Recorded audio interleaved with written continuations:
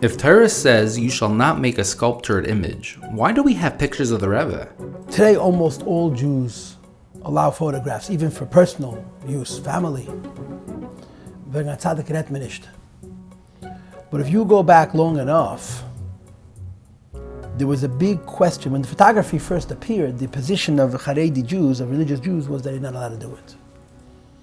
Because it says, kol tmuna, kol pesel and kol tmuna. You're not allowed to make a pesel. Pesel means a three-dimensional likeness. You're not allowed to make the face of a person in 3 dimensions. This is for sure not allowed. So when you make a bust of a person's face, you have to disfigure the nose. That's the halach. You can't just have a face. And then there's tmuna. Tmuna means a 2-dimensional image, which means a picture, basically. Loid isem kol tmuna. So when photography first appeared, from a Yidden avoided being photographed. The Rebbe Rashab was very, very particular not to be photographed. It says in Falak Khan's Sefer, which is called Lebavich V'Chayaleh and Agdama, I'm almost sure it's written there, that when the Rebbe Rashab used to go to Tashlech Rosh Hashanah, he went with a talis, with a shtreimel. And there's actually a Rishima from the Friedrich Rebbe where he makes mention of this. People used to go on the river in boats with photography apparatus. You're talking now, the turn of the century, right? 120 years ago, 110 years ago. So photography then was much more difficult than photography is today. To try and catch a glimpse of the Rebbe Rashab and photograph him standing by Tashlich with a shtreimel. So the Rebbe Rashab used to surround himself with the tallest Bachrim, who were taller than he was, nobody was able to see him. He made an effort not to be photographed. The Friedrich Rebbe writes in one of his Rishimis that we went to Tashlich, and there was people on a truck, I think, who photographed him. And even though my father doesn't want it, I'm really hoping the picture came out. It's a very cute little shtickle from the Friedrich Rebbe, where he actually is, even though his father didn't want the photo, he wishes the picture is going to come out. We do have a photograph of the Rebbe Rashab. And the story of the photograph of the Rebbe Rashab is, this is brought also, I think, in the Bavj Chayaleha, that he was thinking to move to Eretz Yisrael. So it was a passport picture, and it was taken a few months before he passed away, in the winter of Tafresh Pei, 1920. And the Rebbe Chaya Mushka told people that the Zaydat Bechlala Zaynish Leiskezen, that the Rebbe Rashab, on the day that he was photographed, was in such a bad mood that you can't recognize him. He said anybody who knew him knew he didn't look like that. In other words, the whole beauty of his face is not in that photo because he was so frustrated by the fact that he needed it to be photographed. So the Rebbe Rashab was very particular to be photographed. Moreover, if you look at the pictures of our Rebbe, before he was Rebbe, you'll notice something very, very interesting. Very frequently, the Rebbe has his finger on his nose, or he's scratching his nose. It's almost, if you pay attention, it seems like an anomaly, but it's in so many of the pictures. Because halachically, the nose is the face. So the Rebbe would put his hand over his nose. He was at a wedding, being photographed, if he saw the photographer taking a picture, he'd block his nose. Mr.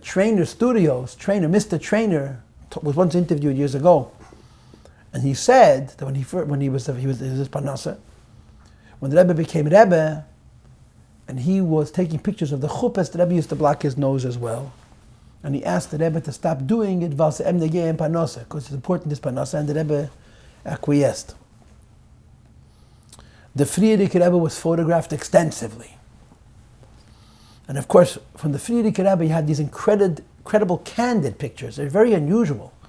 You don't have such pictures of our Rebbe, who was photographed day and night, but you have very private, intimate moments when he's sitting in his office. And the reason we have all of these very, very, very intimate, candid photos is because his grandson had a hobby to take pictures, and the previous Rebbe told his secretary to let him do what he wants. And he took all these pictures, and we have all of these photos, many of them.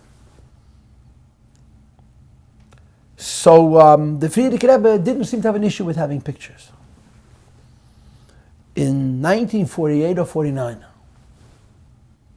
the Friedrich Rebbe was living in America, and the Chassidim, most of them were overseas. And he wrote a letter through Ravak, Rabbi Yaman Gorodetsky, who was the head of the Lishka in Paris, that he wants all the mishpachas of Anash to go to a studio and take family photos. And I think He asked people to go back a second time because he wanted them to be standing so he could see how tall they are. And take pictures of everybody and send them to him. So everybody went to a studio, and these were very poor people. These people had no money. And they paid good money, it was not easy, and they had themselves professionally photographed. You're talking 1948, 47, 49, and sent the pictures to the Frierdiker Rebbe. And you should know, in hindsight, it was a moed de kenes. Because most people would not have any pictures of their family members from that time, and in some cases at all, if not for this request. I know that I have my father's gesund with his father and brother and sister, such a picture. They would not have taken such a picture. They couldn't afford it. It was only because the Rebbe said. And the Zezechet, my wife's Zayder, Reb Nissen Nemenov, he was not a photographic kind of guy, but there was a off and the Rebbe take pictures. They went and they took pictures. And for many people, these pictures are now very, very precious. But the official reason that the Rebbe wanted these photos was because he wanted to look at the Chassidim. These pictures were sent to New York, and the Rebbe would look at them, and he would actually write, I looked at them. And in some cases, he would make comments about the people. So it was a chassid in Eretz Yisrael who wrote the previous Rebbe a letter of complaint, of criticism. And the teichen of the letter was that everybody knows that there's a controversy about photographs. And in the Haredi world, there were some people who were very against it. I mean, the Satmare, for example, and a lot of the Haredim in Yerushalayim, even now, are against it. And he objected to the fact that the Frierdiker Rebbe was asking Chassidim to make photos because it seems to be a lack of a higher standard of Frumkeit. The previous Rebbe did not answer that chassid, but our Rebbe did, and the letter is printed in the Rebbe's Igris. Of course, it does not say the name of the chassid who wrote this criticism. So in the Rebbe's response to that chassid, the letter is printed in Igris Kodesh without a name, and you have these dots, and after which represents his name, and after the dots it says Vifel der Shir Kritikir. How much you're going to criticize? And what the Rebbe writes to him that if the Frierdiker Rebbe versteht gut in Halacha, can lernen. If the Frierdiker Rebbe says you can do it, you're allowed to do it. And then the Rebbe says to him, why are you wasting your time with criticism? Instead, engage in askana. So the Rebbe says to him, I know you and you know me. They knew each other from 20 years earlier.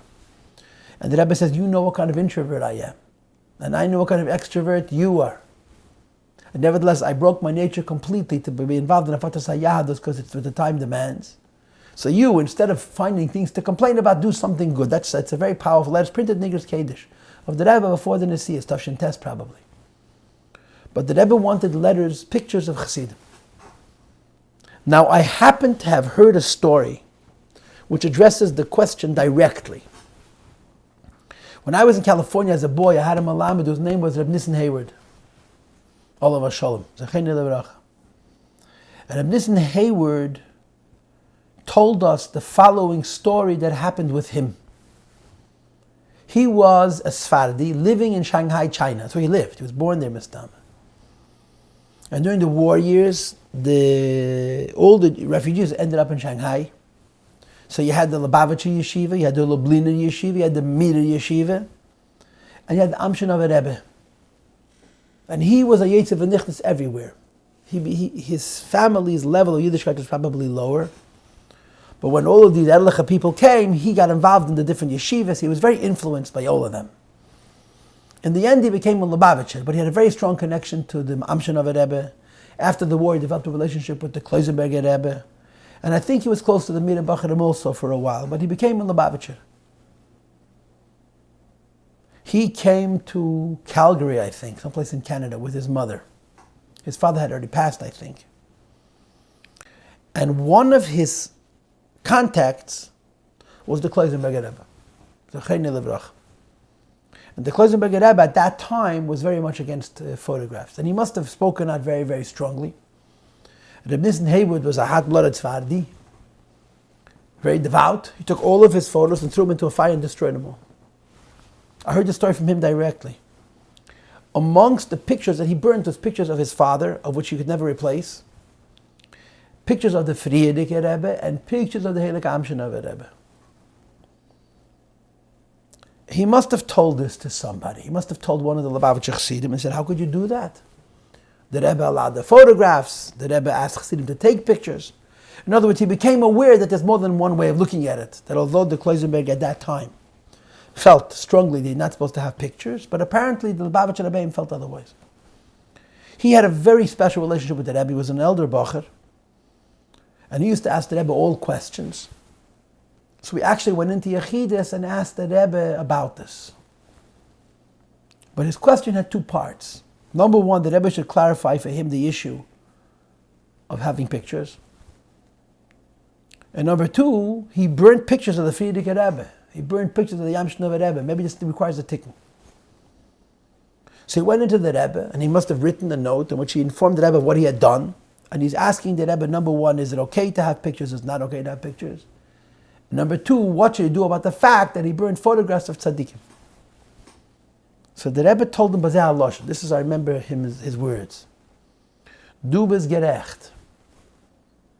Es ist gewinn in dem a Klippe. Aber als der Rabbeim haben gesehen, is as es dort alles in halten sehere Bilder, I think, haben sie von dem zugenommen der Klippe. Und man hat von dem zugenommen der Klippe, hat mit zugenommen der Klippe in ganz. This is almost word for word what he told me. And in English it means, you're right. There was a klipa, there's a problem, a spiritual problem with having photos. But when the Rabbeim saw the great benefit that could come from people holding their pictures, they removed the klipa from it. And once they removed the klipa altogether. In other words, not just from themselves, but from all people. Now, of course, these words, srichem limud, rav, because we don't mess around with Allah. You don't just matter a iser because people are going to gain. In other words, if it's a black and white, if it's a davar osur, if you're not allowed, but the Rebbe wouldn't say it's mutter. But a yes, that the whole question of having tmuna is a gray area to start with. It's not a lav data. It's not like pesel, which is mamish osur. Tmuna is a gray area. It's a question. So api halacha, it's permitted. But Haredi Jews, Erlich HaYidden, decided, what do you need it for? It's better to stay away from it. And the Rebbe concurred that there was a spiritual reason also not to do it. But once the Rebbeim saw how useful it would be for people to have their photos, they removed the klipa. And once they removed the klipa, they removed it completely. And then the Rebbe continued. Und das, was du hast verbrennt, die Tmune von Gufen Kadishin, those are the Rebbe's words exactly. And the fact that you burnt the photos, the likenesses of holy Gufes, holy tzaddikim, and the Rebbe gave him a tikkun tshuva. The Rebbe told him what he should do to correct it. He wouldn't tell us what the tikkun was, but this is the story that he told us. So I'm happy you asked this question, simply that I can share this story. That there is room for the idea not to have photos, and that the Rebbe said that since the Tayel isn't having photos of tzaddikim, so we're mekel about the union of pictures.